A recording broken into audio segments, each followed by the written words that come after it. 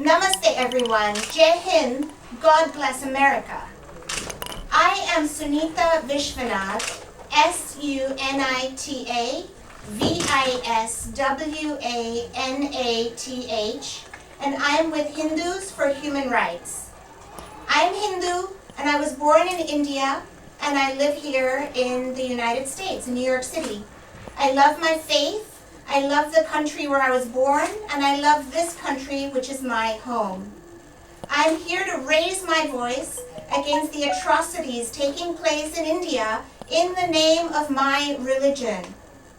People who consider Nathuram Godse, the assassin of Mahatma Gandhi, a martyr and a Deshbhakt, which means a patriot, are celebrating the 150th anniversary of Gandhiji, his birth. The cynicism and the hypocrisy are mind-boggling. Hinduism taught me, Ekam Sat Vipra Bahuda Vadanti. There is one truth, but it is called by different names. This verse from our ancient scripture, the Rig Veda, teaches us that one religion, race, caste, sexual identity is not superior than any other. Hinduism taught me the notion of ahimsa, non-harming of each other, and even other species and our planet. Hinduism taught me the notion of ekatva.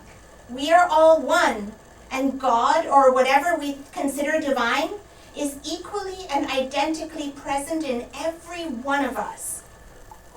What is this new Hinduism, which is hyper-masculine, violent, and warring, and believes in the supremacy of Hindus above all others? And where is the Hinduism of love, compassion, and inclusion?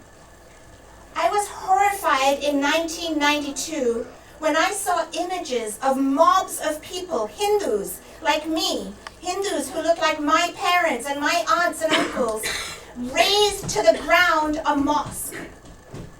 I was horrified when I heard about the pogroms by Hindus, rampaging Hindu mobs against Muslims in Gujarat in 2002. That, by the way, was under the watch of the current Prime Minister, who was then Chief Minister of Gujarat. Over the past decade, I have spoken out as a Hindu that rejects Hindutva, which is Hindu nationalism, and yet fights for justice and human rights for all. There is no contradiction between being a Hindu and fighting against every form of discrimination, every injustice. And yet, over that same decade when I've been raising my voice, things seem to have gone from bad to worse to actual and undeniable fascism. In this country, we have had the Muslim ban, a border wall, and children in cages.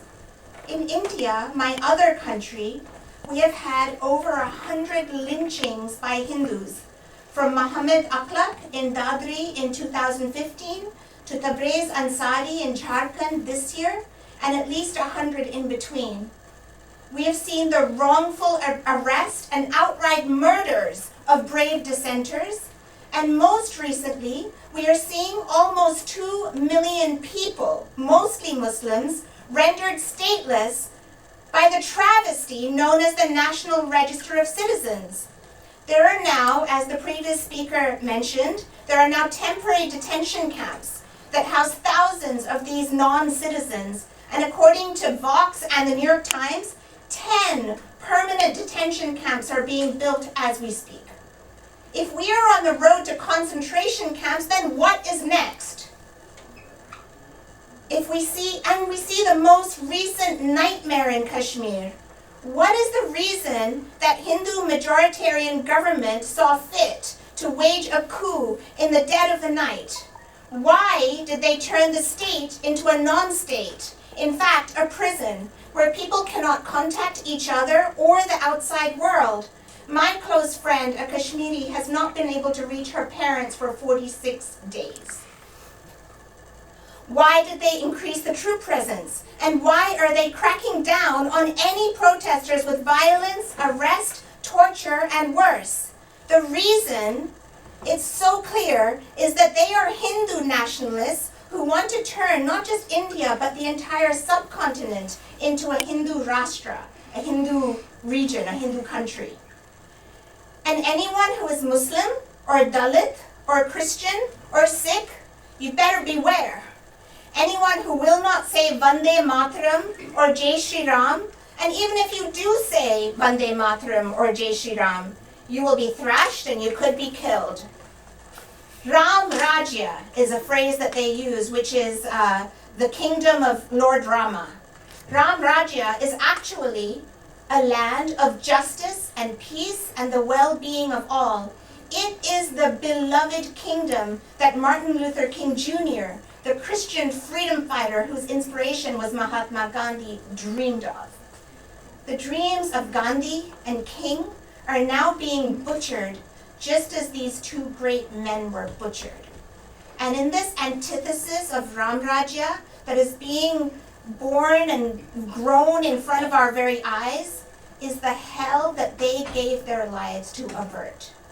And so, for those of us who want to stand on the side of justice and human rights in this historic moment of evil in this world, what do? We do what we are doing today and what we will do tomorrow. We create inclusive platforms and vehicles for truth-telling and dissent. We ensure that our movements are non-violent. We counter the hatred and violence with our every breath. We speak our truth, our heart's desire for love and peace and oneness of all, and we do not let anyone silence us. We ensure that those who have faced the worst of the atrocities can speak, and we place our bodies between them and those that would kill them.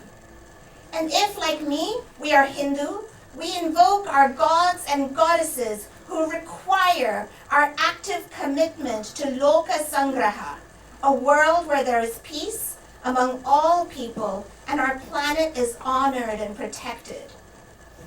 May all the world be happy is not a Hallmark card message. It is a fierce prayer for justice for everyone. Loka samasta sukhino bhavantu.